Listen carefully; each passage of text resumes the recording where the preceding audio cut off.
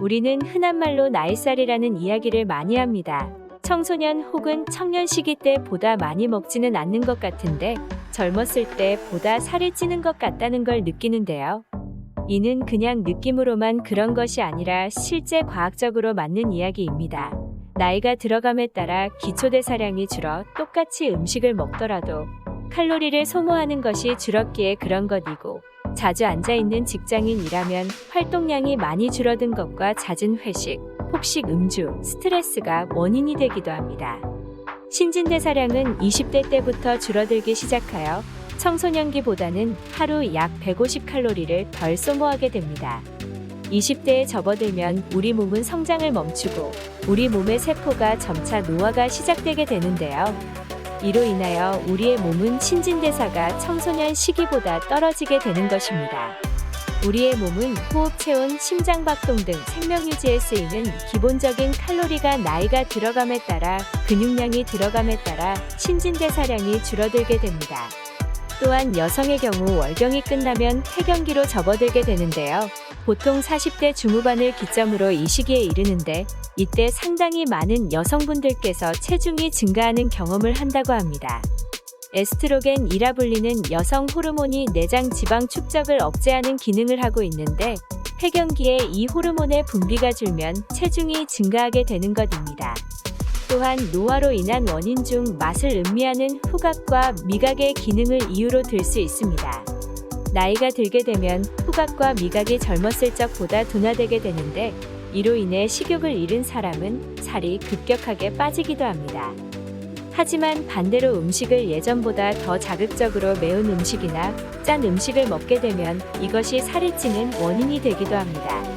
대체로 맵거나 짠 음식은 칼로리가 높거나 폭식을 하게 되는 경우가 많으니 주의하시는 것이 좋습니다.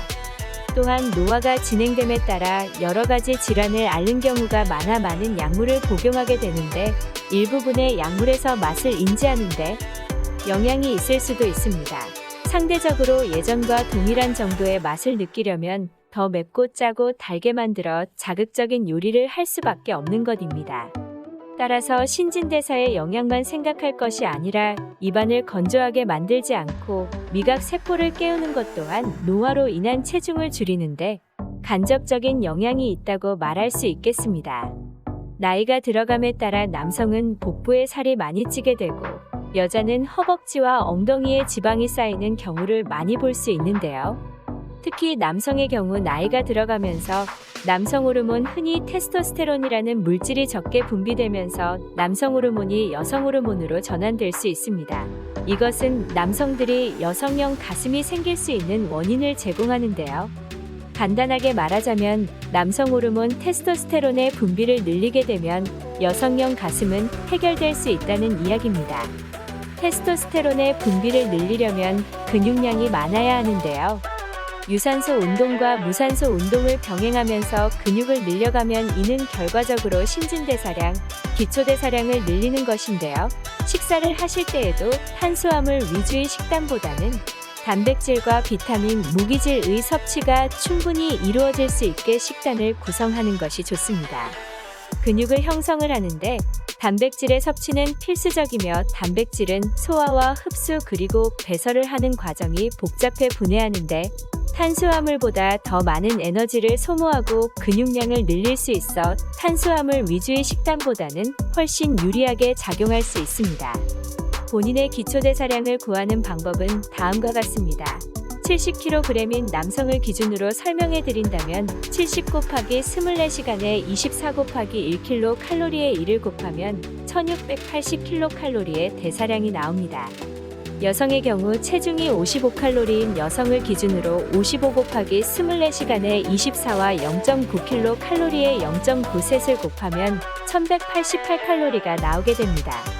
이 기초대사량은 앞서 말씀드린 것처럼 나이가 점차 들어감에 따라 줄어들게 되며 이 기초대사량을 근거로 하루에 섭취하는 칼로리를 계산하면 좀 더 효율적으로 다이어트를 진행하실 수도 있습니다.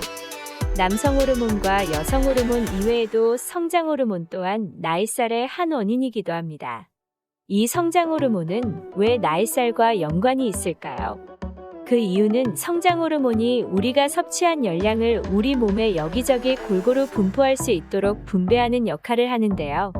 이 성장 호르몬은 나이가 들어감에 따라 분비량이 점점 서서히 줄어들게 되는데요. 성장 호르몬이 점차 줄게 됨에 따라 성장 호르몬이 여기저기 열량을 분배하는데 어려움이 있기 때문에 복부 주위에 지방을 쌓아두어 복부 지방이 되고 나이살의 원인이 됩니다.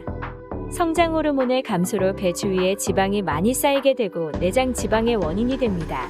이 내장 지방이 고혈압, 당뇨, 동맥경화 등의 혈관 질환 및 각종 성인병의 원인이 되므로 주의하시는 것이 좋습니다.